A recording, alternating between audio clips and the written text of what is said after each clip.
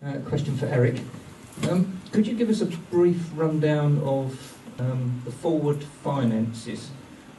Is the bank loan then agreed at a certain rate of interest above base, anticipated average attendance and budgets going forward over the initial period of the new stadium? And is this a multi-part question?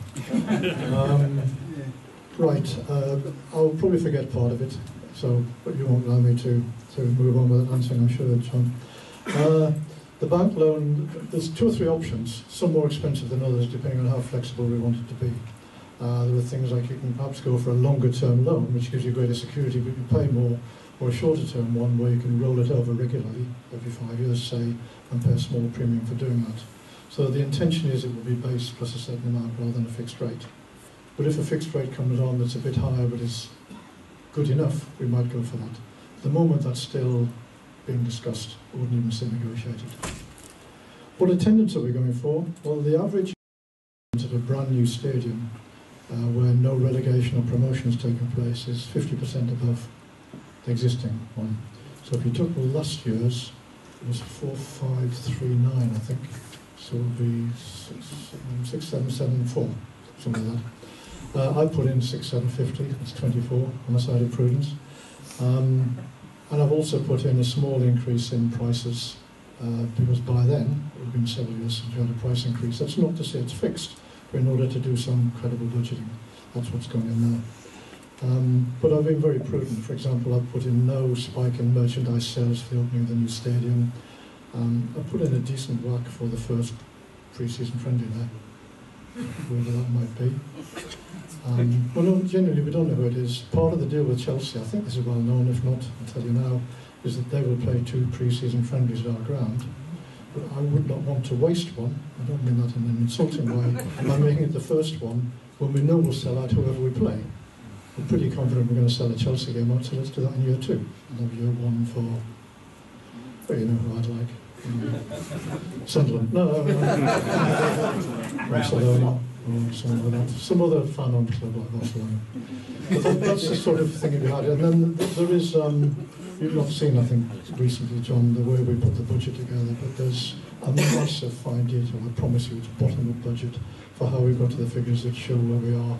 And they're fairly prudent in almost everything that we put into them. There's a little... bankers want to this, there's a little bit of fat in there because you want the bankers to be satisfied that they're going to take something out again, because that's how these things work. They expect you to put some in, but there's not a lot because it's not the sort of club we are. We're quite prudent. Okay. Just on that 50% uplift, that's an average based on a club playing at a stadium which is not sold out on a regular basis.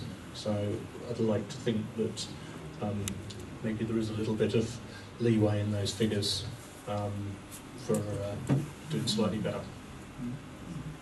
It's a good point. We sold out our share of the tickets for about 11 games last season, 11 or 12. And if we had a decent stand, we could see from, we might even got more people in the ground. Where's the training ground going to be? Sorry, you need the microphone before we answer questions. Who's next? This question probably really for both of you to answer. There must be precedents set in the past for Historic England making decisions. Have we got in place a plan for, rather than just planning for when it gets passed, but if it doesn't, if Historic England do make a different decision, have we got a set of plans in place for what we'll actually do? That's a really tough question. So, Andrew? I was just getting the numbers right. The answer is, you can still, my understanding is you can still demolish a listed building, but it takes a long time. I'm not an expert on this, but I think this would cost us such a significant amount of time that we need a complete reappraisal of the entire project, and that would include Galliard reappraising their part of it. So we can't have a plan if we don't know what they're going to do. We're all genuinely confident that it is going to go through. If it doesn't, we've got some massive reappraisal to do, and it will be a very difficult position we'll find ourselves in. You can't plan for that, really. Well, that's cheerful, isn't it?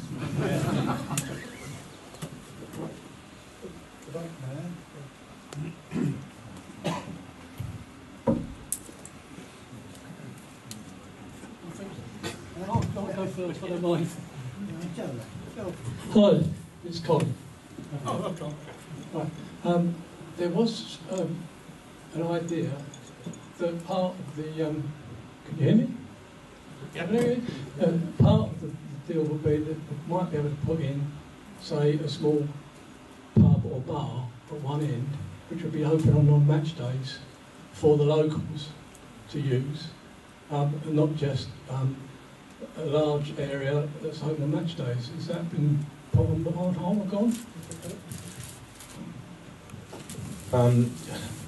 The difficulty we've got is that this is probably the smallest footprint per capacity, per head of capacity that I've ever worked on in 30 odd years in this game. So we don't have a lot of space in and around our concourses to be able to build big bars. There will be concessions, food and beverage are in all the stands, but to have a massive bar there would be a challenge. What we do have is a number of hospitality areas. This is for non-match day, right? For non-match day, yeah. People are coming off the street. That's really a question of the club deciding whether they want to open it up. The difficulty you've got with that is if you're trying to let your hospitality event spaces out commercially, you're forever cancelling the bar being open because you've got a conference on, or you've got a dinner on, or you've got a work programme on within the space. It could be done, is the answer. It's a question for whether you want to have the disruption caused by engaging in that process, because you won't consistently know you're going to be able to operate.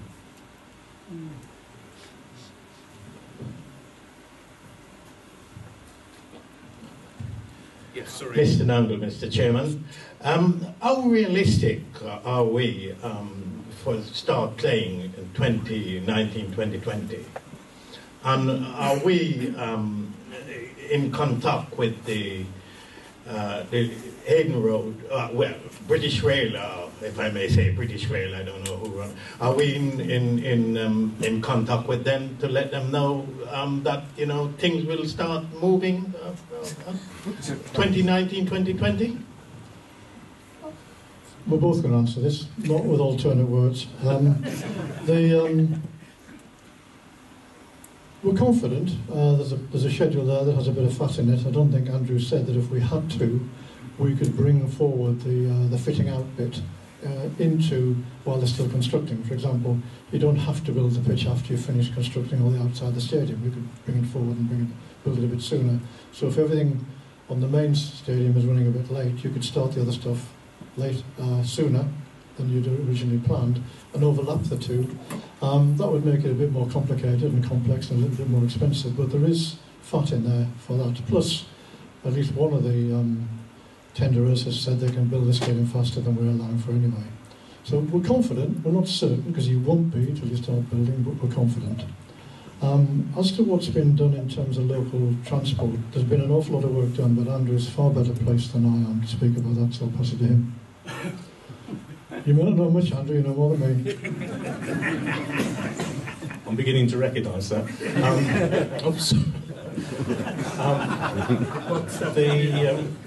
That was not a good thing to say, really, was it?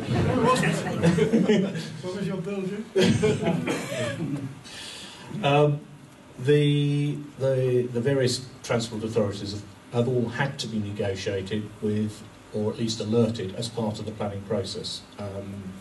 Because one of the things that the local authority do when they assess your planning application is they look at it and say, well, if 20,000 people do turn up, because don't forget the application was for a 20,000 seat stadium, of which we will build a smaller bit initially, they want to satisfy themselves that the transport infrastructure around the stadium is sufficiently robust to be able to support it.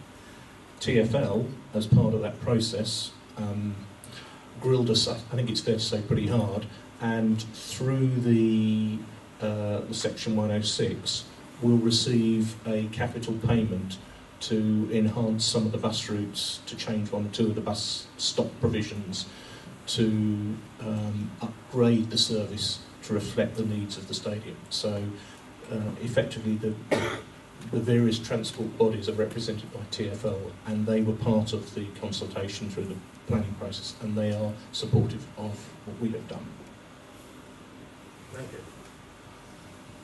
I'm pretty sure I also read Network Rail saying they were satisfied, or whichever it is that operated, they were satisfied that Earlsfield could deal with the expected traffic on match day. Hayden's Road, we'll see, it's a very small station, but you've got 4 stations nearby, all on different lines. I think it makes it probably the best served ground in London for public transport. If you set out to build a stadium, you would want 4 or 5 transport nodes within about 15-20 minutes walk, not too much closer than that, because actually you want people to spread out.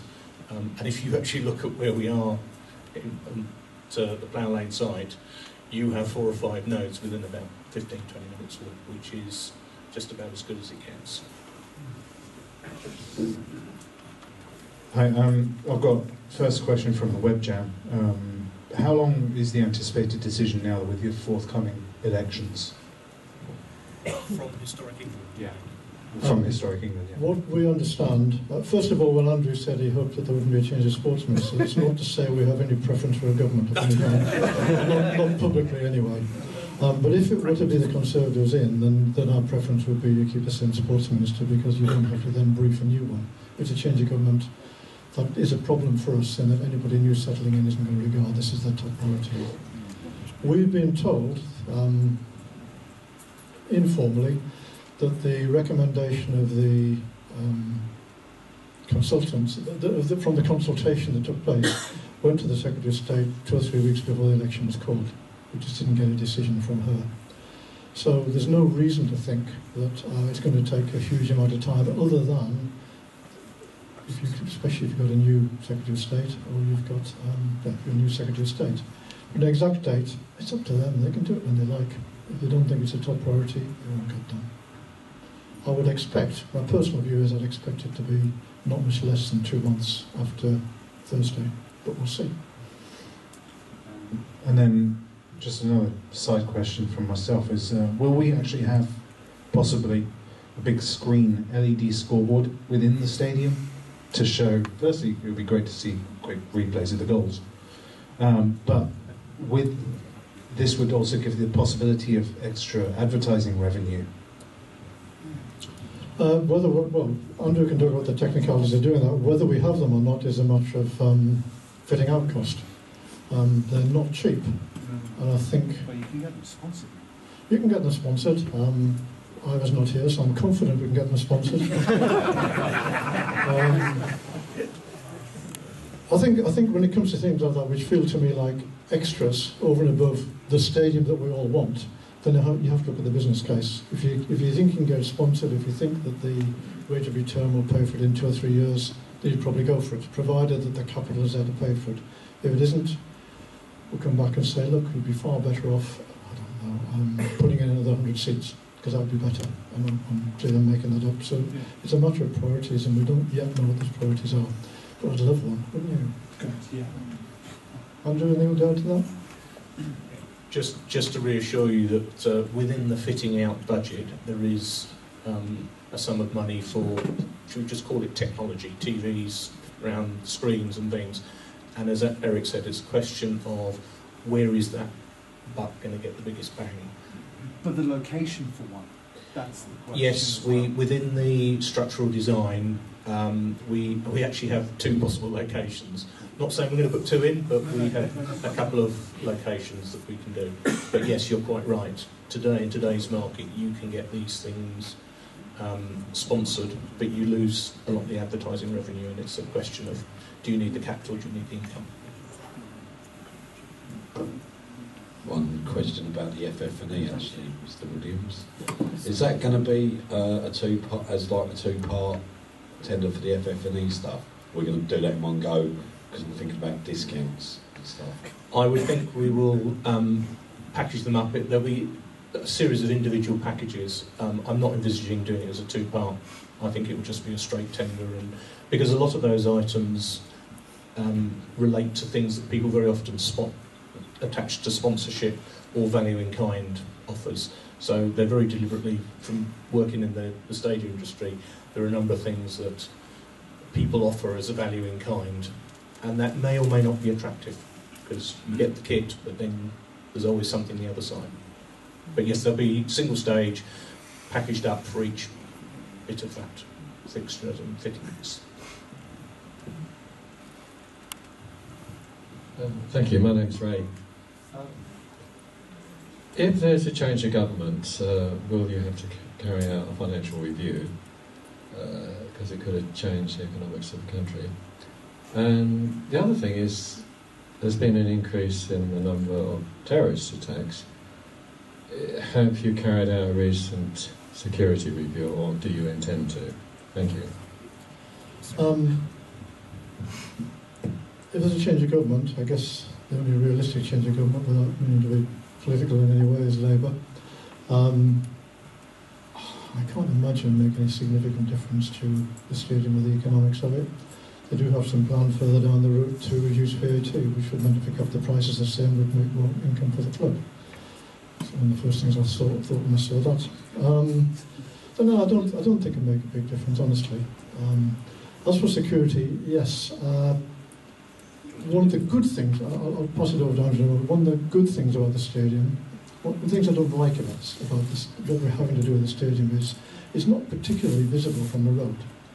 If you come back and look at this design here, then the only place you can really see comfortably from the road is, that'll be where the shop is, there. This is Plough Lane along here. It actually won't be particularly easy to drive a car in there, or a lorry. You could, but there's a limit to what damage you can do. The only other place you can bring a lorry in, truck, is down off Riverside Road and coming down here somewhere, and you go around and underneath here. That'll have security on it, on a match day and on a non-match day. Although if they're the sort of people that want to drive through, in the classic way of adventure movies, through a posted security post, then they will. At the moment, most of the terrorist attacks are actually low-tech, which makes them particularly difficult to stop, I think. A small number of people intent on shooting or stabbing people, very difficult. But we get regular updates from the Football League and from the Met Police about safety and risk levels and expectation of an attack on the sports ground. We just respond to them, and we do that regularly. There is a requirement to have an operational plan for the stadium before we can open, and that will include security, regular reviews, talking to local police, all the usual things we do here, but far more high profile. You're right, it's a higher risk because of the new stadium, but I think its situation in some ways not ideal. Lack of visibility protects it a little bit. Andrew? Just again to reassure you that we have had contact with the counter-terrorism police who have seen the plans, and they are comfortable that it's a very good starting point in terms of being a protected site. We will still have to deliver that through the operational plan, and that's one of the things that, as Eric said, need to be in place. And we have something called a safety advisory group who will oversee that and sign it off on a regular basis. So it's one thing that's always under review. It's a very dynamic sort of document.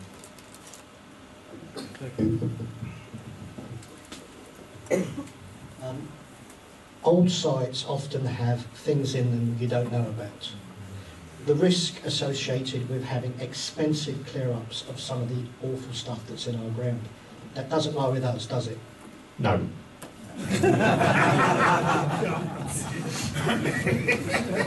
Unless. Have we thought about it? We have. What will be given as a remediated site, which is a site where the level of, if there is any toxicity, is reduced to a level that is suitable on which to build a stadium, which might be a slightly higher level than for building housing, might be. That's what's agreed broadly in the, one of the various documents. Anyway, one of the various documents. If, however, when we come to drive the drill down to drive the piles for the new stadium, when we come across a prehistoric greyhound graveyard, that's our problem, and that would be a significant cost. To us, if in preparing the piles for the site, which is the only way I can really think we're going to come across something, then I think that's a very small risk. Lots of tests have been done already. The the agreement between us and Galliard is to reduce the site, or to remediate the site to a level below which we will be building. So that site will be cleared to a level which we won't go below in terms of our building, other than when we put piles in. The plan for the piling at the moment would not create any arisings, and therefore your greyhound graveyard would never be visible. I'm sure we would still report it in accordance with the proper regulations. I'm serious, we would have to, it's an obligation. But I think because they will have cleared to a level below which we're not really going to be touching, the level of risk attached to one of our piles finding something unpleasant, which we then have to deal with, is very, very low. Are we well above the Wandle's flood levels? On the latest assessment by the Environmental Agency, there is an identified level of what they call AOD, which is the level which they argue is where groundwater sits. And our surfaces will not be allowed to go higher than that. So we will have some of our foundations will actually sit in what is called an area of groundwater. The reality is it's probably significantly lower than that. But we've just got to deal with it. If they can build an electricity substation next to the Wandle, then I think we can build a stadium further away from the Wandle, safely and properly. Excuse me, can we stop to replace the battery, please?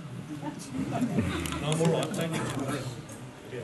Probably a quick one, Andrew. How many places will there be for disabled persons, and does that comply with Football League criteria? It will have to comply with Football League criteria. In the full 20,000 mode, it is 122 plus 122 spaces for their support. In the initial mode, it is around about 60 or 70, I think, but it has to be compliant. We have no choice, not least because our architect sits on the board of the Sports Ground Safety Authority. So I think it'd be more than his life's worth to get that wrong, but it will comply. It might be worth just picking up a couple of the questions I got asked while I was sort of backstopped to the ball there. One of the things that I didn't explain perhaps when we were going through the presentation is the degree to which you will be very close to the pitch. One of the things that was a key part of the briefing process was you want to feel that atmosphere, you want the players to know you're there, and you want to be close to the action. We have preserved that. It's been a challenge to make sure we get the sight lines right. That is one of the things that we recognise is important. Okay. Hi, it's David Hall. A couple of things on the funding. Just with regard to Galliard and the housing market, obviously there's a little bit of a wobble at the moment in the housing market, possibly related to Brexit and the election. But in terms of the deal that we've got, and I think you've said this before, I just want to confirm really, if the housing market starts to have some difficulties and Galliard run into difficulties, and they're doing the West Ham development as well at the moment, of course, will that have a knock-on effect on us, or are we going to be fine on that? The second question is just in connection with the other funding source, the crowdfunding. At one stage we were looking at community shares as a possible option. Is that going to be in replacement of community share?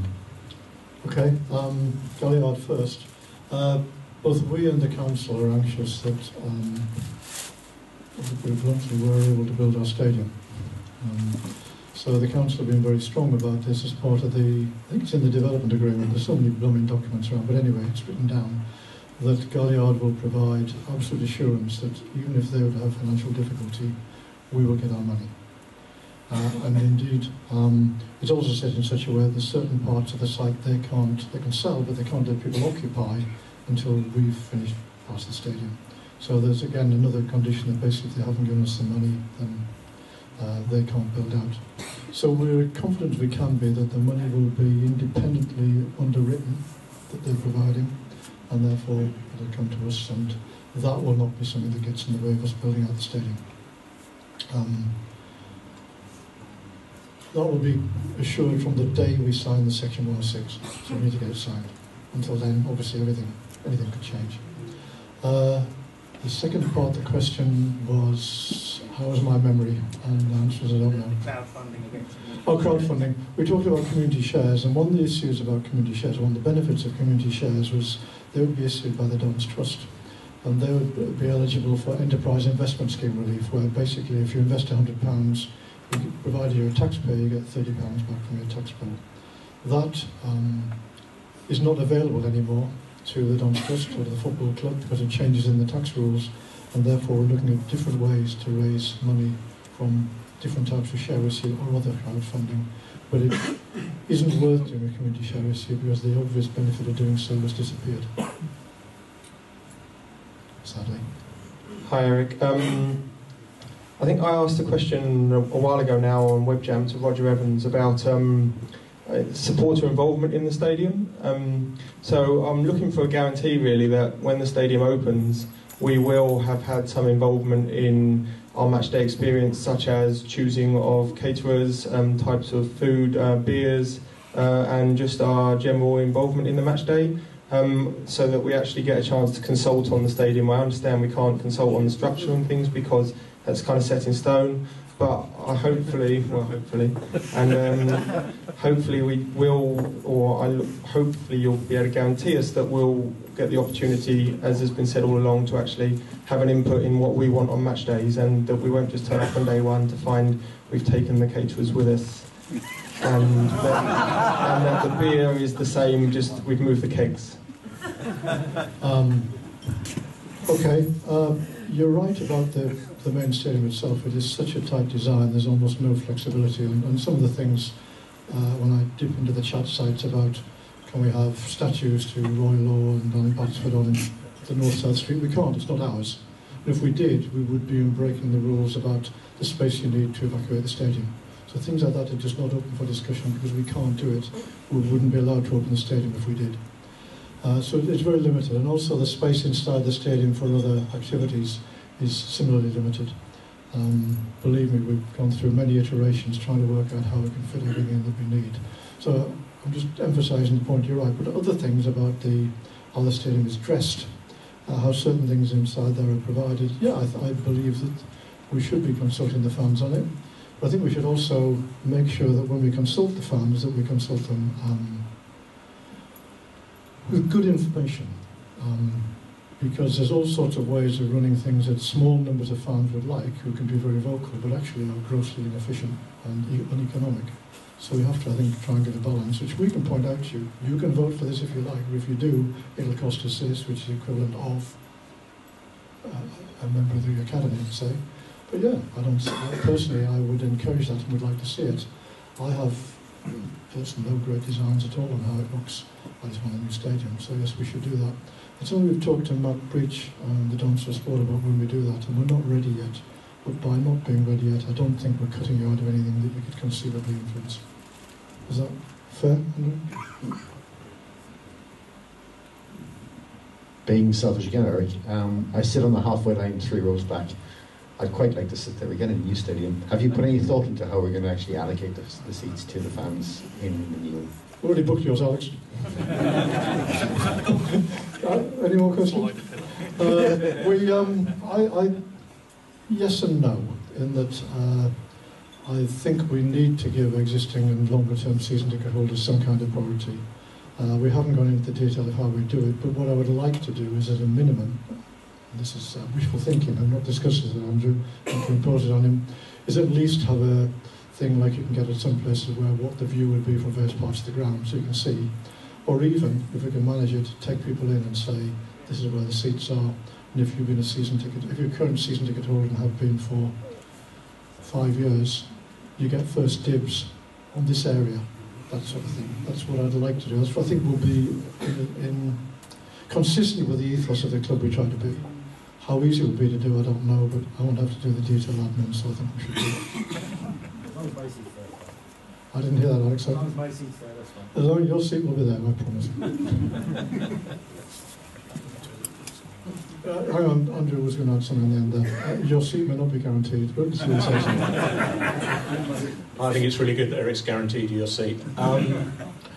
The technology now exists, for some of you will have probably seen some of the bigger stadia, the technology exists for you to be able to choose your seat and see what the view looks like from it.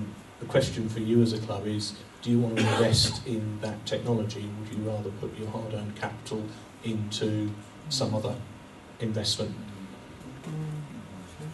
Which is why we'd open up and say, can I have a look? We're going to have that for next year. For next season, yes, we're going to have... we'll also show you the view from the east stand.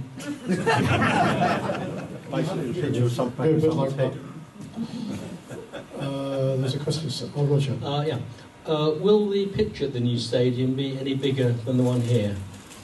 Yes, it will be UEFA compliant, which means that we could play, if invited to, international games there.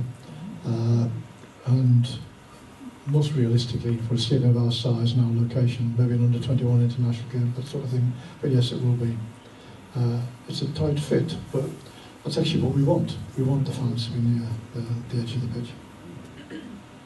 Eric Dennis speaking. Just trying to find out what the latest is on the freehold, because if you remember rightly, last time we spoke that the council may not want it, and we want to have the freehold if we can get it. That's our objective. That's what we'd like. At the moment, it seems to me most likely that's what will happen. That the freehold will come our way, as opposed to either 125 or a 250-year leasehold. For a whole range of reasons that I won't go into, not all of them. I know the council, are leaning towards the freehold coming our way, which not a decision has been finally made. I guess it has to go through a relevant committee there to decide that. Sorry, Eric, neither of these are for you. Don't apologise. Andrew, apologise. Yeah. picking up on two earlier points. First one, am I right in thinking, well, let's be positive, we're back in Merton by 2019 season. Mm-hmm. Will Galliard Homes be building those flats while we're playing at that stadium? They won't have finished building all of the flats by the time we open, but part of the agreement between us and them is, well, how is that going to work if you're still building and we're open for business?